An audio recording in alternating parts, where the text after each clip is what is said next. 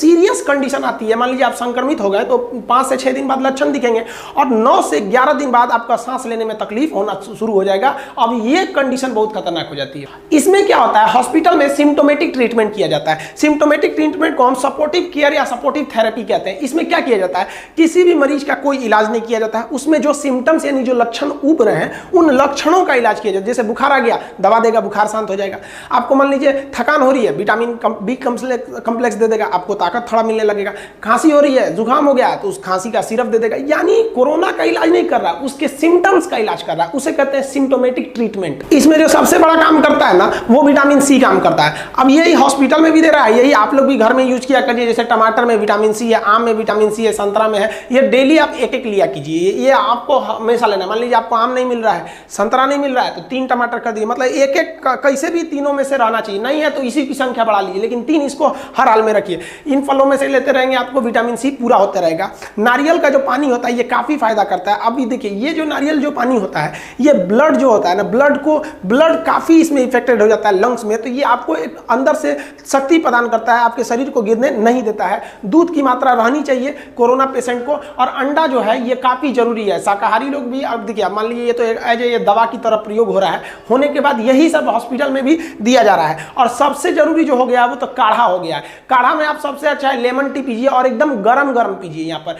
क्योंकि कोरोना जो है ना लगभग 4 से 5 दिन आपके गले में रहता है। अगर गर्म दूध, गर्म चाय या काढ़ा पीते हैं तो वो सीधे चला जाएगा आपके पेट में, और पेट में हाइड्रोक्लोरिक एसिड होती है, वो उसे मार देता है। काढ़े में आप पानी गर्म कर सकते हैं, इसमें गुल मिर्च डाल सकते हैं, अदरक, तुलसी, हल्दी का प्रयोग कर सकते हैं। दूध में तो आप हल्दी दूध डाल के एकदम गर्म पीने का कोशिश कीजिए। और कई लोग दूध पीते हैं ना तो उसमें मुंह में ठंडा कर लेते हैं, मुंह में लीजिए हल्का सा बस, तुरंत ढकेल दीजिए, ताकि वो गर्मी जो है ना आपके गले तक पहुंचना चाहिए यहाँ पर। इससे आपको काफी ज्यादा रिलीफ मिलेगा। और ये तो हॉस्पिटल में, हर हॉस्पिटल में एक काढ़ा एकदम कंपलसरी दे रहा है। और जो पानी पीना है, वो पानी जो होना चाहिए वो चाय की तरह गर्म होना चाहिए, हल्का गर्म नहीं, चाय की तरह गर्म पानी पीजिए। और जो पानी का भाप है उसको मुंह खोल के भाप भी लेते रहिए।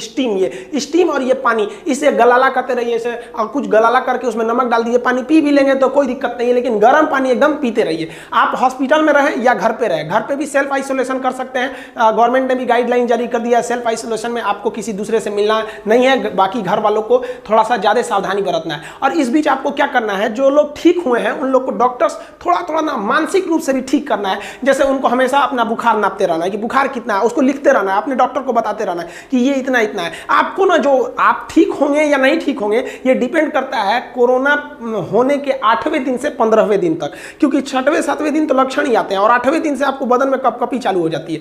अब याद रखिएगा, जब आप हॉस्पिटल में एडमिट होने जाएंगे तो आपके साथ एक और मांगा जाएगा आदमी जो आपका ध्यान रख सके, और आपको एक बर्तन रखना है जिसमें आप पानी, चाय वगैरह बना सके, और आप एक ओढ़ने के लिए कंबल ले सकते हैं, क्योंकि बुखार आएगा तो ठंड बहुत तेज लगता है ऐसे मरीजों को। और जो इनके साथ अटेंडेंट जाएंगे उनको अपना पर्सनल सिक्योरिटी के लिए उनको तो N95 जैसे मास्क हमेशा अवेलेबल रखना है। बुखार हमेशा नापते रहना है, बुखार से कोई लापरवाही नहीं करना है, और योगा करते रहना है। योगा के लिए आप उसमें देख सकते हैं कई सारे योगा चैनल है, वो स्पेशली योगा के लिए ही हैं, तो योगा करते रहना ताकि आपका बॉडी जो हो आप उसी तरह से स्ट्रांग हो सके। और आपको अपने बॉडी के जो ऑक्सीजन लेवल है उसको भी नापते रहना है। ये दोनों रिपोर्ट आपको डॉक्टर को बताते रहना है, ताकि अगर ऑक्सीजन की कमी आएगी तो आपको ऑक्सीजन अलग से दिया जाएगा। और इस बीच आप अपने आप को इंटरटेन करते रहें। आप मोबाइल देख सकते हैं, आप वीडियो कॉल कर सकते हैं, अपने दोस्तों से बात कीजिए, अपना शेयर कीजिए अपना अनुभव को, ताकि उन लोग का भी हिम्मत बढ़े। और इसी सारी चीज़ों से 80% लोग ठीक हो जाते हैं। उनको 80% लोगों को ये खाने में दिया जाता है,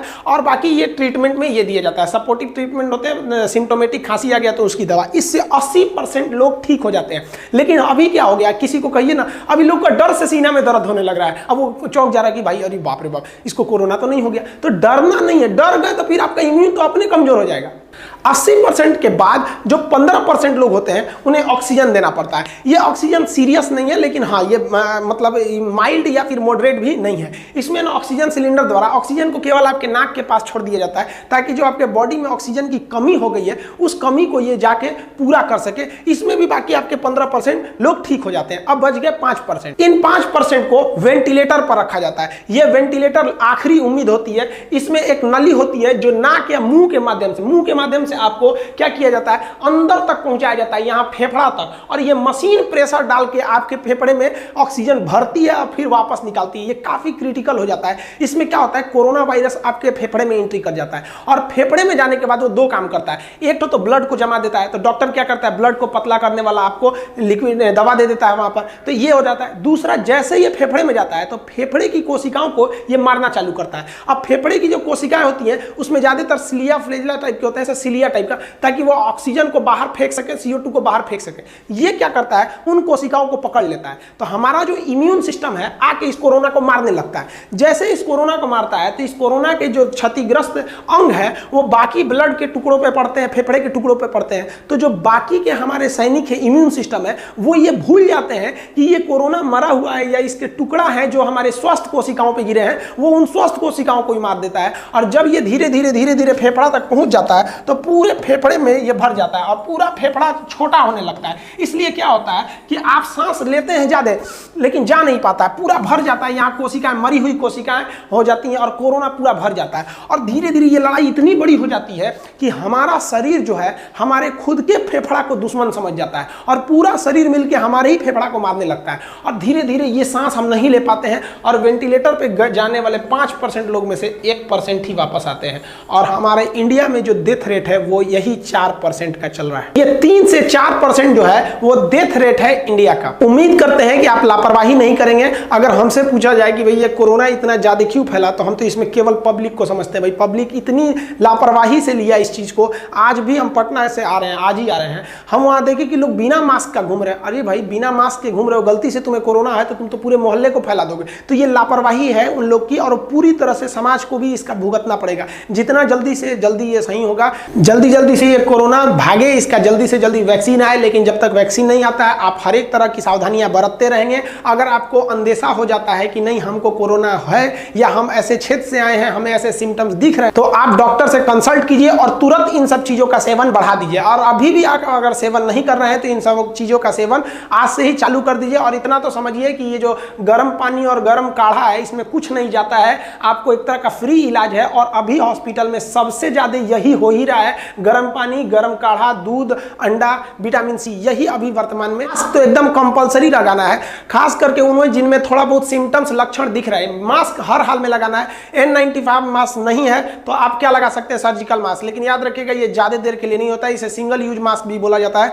ऐसे अमूमन तो इसका वैलिडिटी 8 घंटा माना जाता है, लेकिन आप इसे एक दिन यूज कर सकते हैं। ये सस्ता मिलता है और ये थोड़े से महंगे मिलते हैं। इसमें एक फिल्टर लगा होता है जो हवा को बाहर आने देता है और अंदर जाते समय ये वाल टाइप का होता है, बंद हो जाता है। और जो बंद होने वाला फाटक टाइप का होता है छोटा सा, वो क्या करता है, उसी पर एक तो फिल्टर लगा रहता है, वो एक सैनिटाइजर का काम करता है और हवा में उपस्थित सारे कणों को मार देता है। N95 जो मास्क होता है वो जनरली 1 mm वाला ही लेना चाहिए। N95 आप कहिएगा तो कई mm के देंगे सब। अब जैसे देखिए यहाँ पर ये वाला जो मास्क है ये N95, इस पे आपको एक ठो ये फिल्टर टाइप का लगा होगा। अब यहाँ से अगर हम सांस छोड़ते हैं तो ये निकलने देगा, उधर से आते वक्त ये क्या करता है, फिल्टर कर देता है। 1 mm का मतलब क्या होता है कि 1 mm के धूल से छोटे को ये आने दे सकता है, लेकिन 1 mm से बड़े को ये आने नहीं देगा। हालांकि ये भी सही है। बाकी आप सब समझते हैं कि 1 से 2 मीटर यानी 3 फीट की दूरी बना के रखना है, हाथ हमेशा अच्छा से धुल रहा है, सैनिटाइजर का प्रयोग करते रहना है। अगर आपके आस पड़ोस में अगर कोई कोरोना का मरीज मिल गया है या फिर जो आपको रिस्क है कि हमारे अगल बगल में भीड़ भाड़ ज्यादा है, तो आप ब्लीचिंग पाउडर, चूना की तरह होता है, ब्लीचिंग पाउडर मार्केट से खरीद के लाएंगे, अपने अगल बगल में उसे छिड़क दीजिएगा। वो भी एक तरह से